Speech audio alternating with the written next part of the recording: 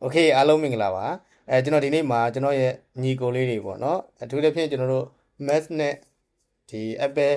device တွေဖြစ်တဲ့ iPhone iPad စသဖြင့်နော်ဒီ Apple device တွေစသုံးတဲ့ညီကိုတွေအတွက်ကျွန်တော်တို့ sharing လေးတကူကပါလဲဆို AirDrop ပေါ့နော် AIR AirDrop ဆိုတော့ drop ချလိုက်တာလေထဲကနေချရဲဆိုတော့ file တွေကူးဖို့ပြုဖို့အလွယ်ကူဆုံးပါအဲ့တော့ဆိုလိုတာက Apple device တွေချင်းချင်းဟာ file ကူးဖို့အမြန်ဆုံးနဲ့အကောင်းဆုံးက AirDrop ပါတခြားသော social media တွေ Viber က note တွေ Telegram က save message တွေ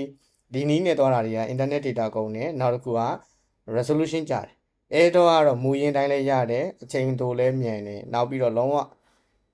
တိကျတယ်ပေါ့နော်အဲ့တော့တခုရှိတယ် AirDrop ပို့တဲ့အချိန်မှာ setting တွေဖွင့်ဖို့လိုမယ်ပတ်ဝန်းကျင်မှာ iDevice တွေများနေတဲ့အချိန်မှာကိုယ့်ရဲ့ model number ကိုသိဖို့လိုတယ်ဆိုတော့ဒီမှာကျွန်တော်နှစ်ခုရှင်းပြမယ်ဘာလဲဆိုရင်ကျွန်တော်ရဲ့ MacBook နဲ့ iPhone နဲ့ပေါ့နော်ဒီကောင်ဒီကျွန်တော်တို့ iOS 26ပဲ iPhone တွေပေါ့နော်ဒီဘက်က Mac ပေါ့အဲ့တော့ဒါ Mac နဲ့ iPhone ပေါ့ Mac ချင်းပဲဖြစ်ဖြစ်အဓိကကျွန်တော်တို့ဘာလဲဖို့လို့လဲဆို AirDrop setting တွေဖွင့်ဖို့လိုတယ် MacBook မှာဆိုဒီဘက်မှာကျွန်တော်တို့ကဘာလဲဆိုရင်ဒီကောင်လေးပေါ့နော် Control Center လို့ခေါ်တယ်အဲ့ဒီ Control Center ထဲမှာကျွန်တော်တို့ AirDrop ဆိုတာလေးပါတယ်ဒီလိုလေးအရာ highlight ဖြစ်နေ AirDrop ဒီ option နဲ့ဒါကိုဖွင့်ပေးဖို့လိုတယ်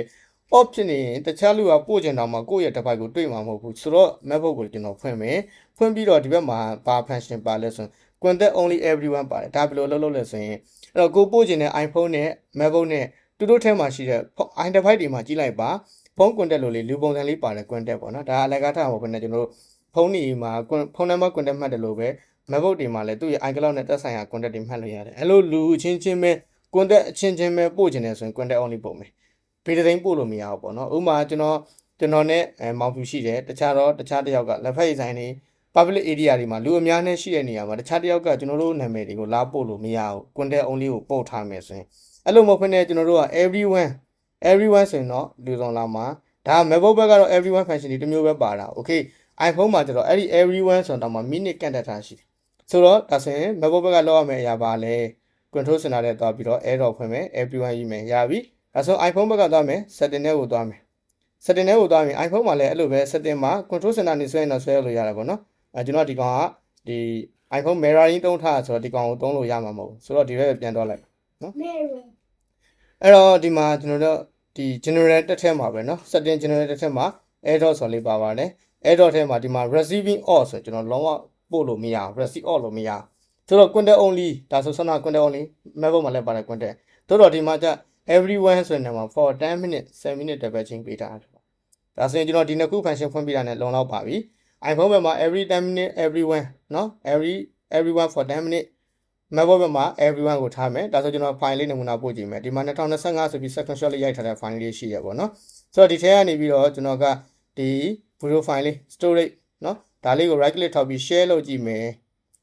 SHI share မျှဝေမယ်ဘာကိုရေးအပေါ်ဆုံးမှာအရင်ဆုံးပေါ်တဲ့ထိပ်ဆုံးက AirDrop ကိုရေးလိုက်မယ်အဲ့ဒီမှာ device လေးတွေမှာ shine ဖို့ iPhone ဒီနေရာမှာကျွန်တော်တို့ကတခြားသော iPhone တွေရှိလဲမြောက်များစွာပေါ်လိုက်မယ်ဒါပေမဲ့ကိုယ့်ရဲ့နာမည်ကိုပေးထားတဲ့ name တွေကိုလည်း shine ဖို့ iPhone သွားလိုက်မယ်နော်ဒါဆိုကျွန်တော်နှိပ်လိုက်တာဒါဆိုဒီဖုန်းဘက်မှာလည်းဝင်လာလိုက်မယ်ပေါ့နော်ဖုန်းဘက်မှာဝင်လာလိုက်မယ်ဒီ note message နဲ့ကျွန်တော်ပြလိုက်မှာပေါ့နော်ဒီဘက်ကပြီးသွားဆိုကျွန်တော်ဘယ်သွားမလဲဆို gallery တွေကိုသွားကြည့်မှရမှာပေါ့ okay ဒါအဓိကတော့ကျွန်တော်တို့ data box ရောက်လာလိုက်မယ်ဒါ memory ဖြစ်တဲ့အဲ့ဒီ function အကုန်လုံးမပေါ်လာဆိုတော့ဒါလေးကတော့ကျွန်တော်တို့ MacBook iPhone iPad စသဖြင့် Apple device တွေမှာ AirDrop အသုံးပြုနည်းလေးကိုနောက်ပေးခြင်းဖြစ်ပါတယ်အများစုအားလုံးကသိပြီးသားဖြစ်ပါတယ်ဒါကကျွန်တော်အထူးယူရတာတော့အခုမှစသုံးတဲ့ beginner ညီကိုတွေတက်ယူရတာဖြစ်တဲ့အတွက်အဲ့တော့ညီကိုတွေစသုံးတဲ့သူတွေအနေနဲ့သိကျင်တာတွေရှိလဲမေးလို့ရပါတယ်ကျွန်တော်တည်ရမြအခြေခံတစ်လေးကိုလည်းညှောက်ပေးတော့မှာဖြစ်ပါတယ်အားလုံးပဲအဆင်ပြေပါစေ